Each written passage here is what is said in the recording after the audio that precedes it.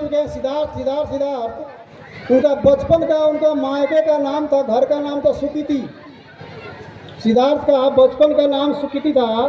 सिद्धार्थ तब संस्कृत से उत्पन्न हुआ है, उनका नाम सुकृति था, पर चल रहा है प्रचलन में। उनके पास जब हर वैभव सुख था, फिर भी वो दूसरे के दुखों से बड़ी प्रभावित होते थे और उनके अंदर बचपन से जुनून था कि मैं इसका हल ढूंढूंगा। लेकिन बहुत ही कथा कहानियों में मूर्तियां बनाई गई, फोटो दिखाया गया कि वो मुर्दा को देखे थे, रोगी को देखे थे, ब्राह्मण को देखे थे। इस तरह के वहाँ समझने के लिए व्यवस्था दिया गया। यहाँ तक लिखा गया कि उनके लिए अलग अलग महल बनाया गया था। लेकिन अब सवाल पैदा होता है, क्या सिद्धार्थ जब 35 साल के थे तो उनके घर में कोई पूर्वज बूढ़े नहीं थे? सिद्धार्थ खुद 35 साल के थे तो क्या उनके घर में कोई बूढ़े व्यक्ति नहीं थे? क्या उनके परिवार में कोई बीमार नहीं होता था? क्या उनके परिवार में 35 साल तक कोई मरा नहीं था? ये सोचने की बात है। जब बी आर अम्बेडकर का आप लोग बुद्धिज्म पढ़ेंगे तो समीक्षा किया हुआ है, तो वहाँ से उन्होंने अपने ये जो हाव भाव में चेंजिंग लाने लगे। एक दिन उनके पिताजी शादी के स्वभाव प्रस्ताव को रखते हैं, उन्होंने बोला कि शादी हम नहीं करेंगे। उन्होंने बोला कि ये परिवार की परंपरा है, राज परंपरा है। जानते हैं सिद्धार्थ ने क्या कहा? पिताजी, आपकी परंपरा का मैं कदर करता हूँ, लेकिन परंपरा हमको बांध कर नहीं रख सकती। जिस दिन हमारा लक्ष्य सामने खड़ा होगा, मैं उस दिन परंपरा तोड़ करके मैं लक्ष्य को चला जाऊंगा। हुआ वही, पोलियो साक्यों में लड़ाई छिड़ा। यहाँ भी लिख दिया गया कि सिद्धार्थ ने रात को बीवी बच्चे को छोड़कर चले गए थे। लेकिन ये बात नहीं है। मैथिली सरल गुप्त ये सुभद्रा कुमारी चौहान किसका लिखा है कविता था, हम लोग पढ़े थे कि सखी वे मुझसे कहकर जाते। यानी इतना छेड़छाड़ किया गया है बुद्ध की व्यवस्था को। हकीकत बात तो ये है कि उन्होंने पोलियो नदी और साकियों की जो लड़ाई थी उसमें प्रस्ताव को उन्होंने ठुकराया था और घर छोड़ा था। और घर को दिन में छोड़ा था, रात में नहीं, दिन में। और छोड़ने के बाद में जब उरुबेला में आते हैं, जिसको आज बुद्ध गया बोलते हैं, एट दैट टाइम उसका नाम था उरुबेला। उसमें बोध गया गया नहीं था, उसका नाम उस समय उरुबेला था। वहाँ पर आते हैं, सुजाता के खीर खाते हैं और सेम डे रात्रि को उन्होंने 4 आर्य सत्य का बोध हुआ। 4 नोबल ट्रूथ, यानी 4 आर्य सत्य, चत्तारी आर्य सच्चानी, 4 ही आर्य सत्य है। अब आर्य माने महान, महत्वपूर्ण, इंपॉर्टेंट। क्या है? दुख है, दुख का कारण, दुख का निवारण और दुख निरोध मार्ग। समझ में आ रहा है ना? अब दुख है क्या चीज है?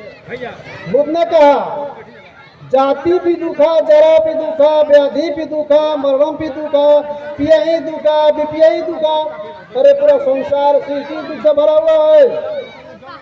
जन्म लेना दुख है, बूढ़ा होना दुख है, मृत्यु भी होना दुख है, अपने से बिछोड़ देना दुख है, प्रिय के बिछोड़ देना दुख है। सारे तो दुख से ही भरा हुआ है। तो भाई दुख आने से कारण क्या है? तो आसक्ति, तृष्णा से लगाव। इसका निरोध क्या होगा? तो तृष्णा को निरोध कर दो, रोक दो तो रुक तो जाएगा, लेकिन संपूर्ण नष्ट कैसे होगा? तारिया ठंगिको मगो। जब आज अष्टांगिक मार्ग को पालन करेंगे तब आर्य सत्य को आप समझ सकते हैं। तो आपने जो सवाल किया, मेरे शब्द को सुन रहे हैं?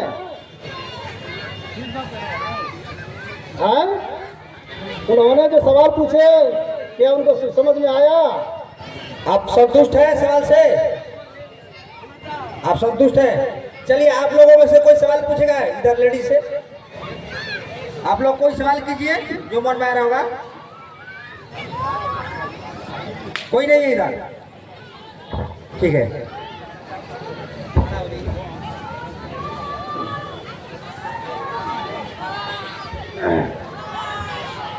गुरुजी, मैं प्रणाम करती हूँ। मान लीजिए कि इसमें मोमबत्ती जलाया जाता है और घी का दिया क्यों नहीं जलाया जाता है? मैं तो मंदिर तोड़ने की बात करता हूँ, जलाने की बात करती है। बहुत घरों में ऐसी चीज है ही नहीं है, वो बीच में ऐड किया जा रहा है। हम 4 साल पहले यहाँ फूल फेंकवाया था, हमारे कमेटी के लोग बोला कि भंते जी आप बदले बदले लग रहे हैं, ये सब क्या करा रहे हैं।